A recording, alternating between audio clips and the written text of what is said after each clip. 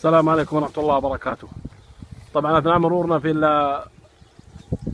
أحد الأحواش بالدمام اللي بعد مجمع الطبي طريق بقيق الظهران، وجد مجموعة من الإبل المرضى محتجزة لكي يتم ذبحها وبيعها. طبعا أثناء استفسارنا من نفس العمالة الآسيوية أفادوا بأن يذبحون في اليوم 3-4 ويجلبونها إلى سوق الدمام المركزي، وكلها أمراض وباء.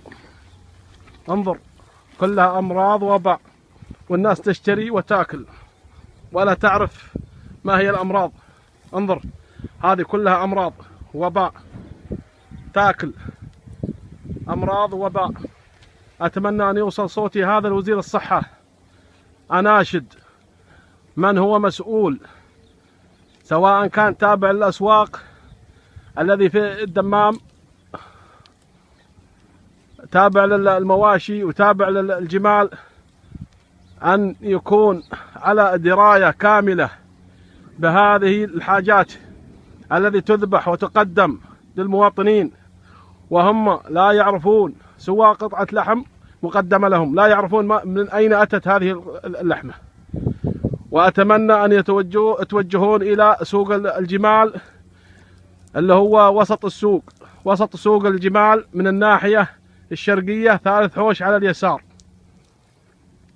سوق الدمام المركزي، وينظرون بأنفسهم بهذه الأمراض الوبائية، يقومون بتحميلها بهذا الونش وبيعها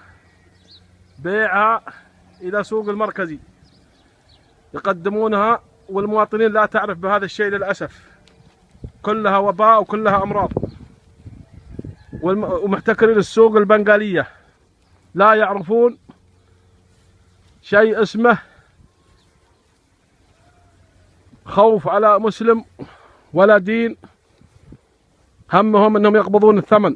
واتمنى ان يوصل صوتي هذا وزير الصحة. كلها امراض وباء. الموقع سوق الدمام طريق بقيق الظهران بعد مجمع الطبي الملك فهد، في وسط السوق 3 حوش على اليسار، عند المسجد الصغير، عند بنغالي ويدعى عبد الرزاق. السلام عليكم.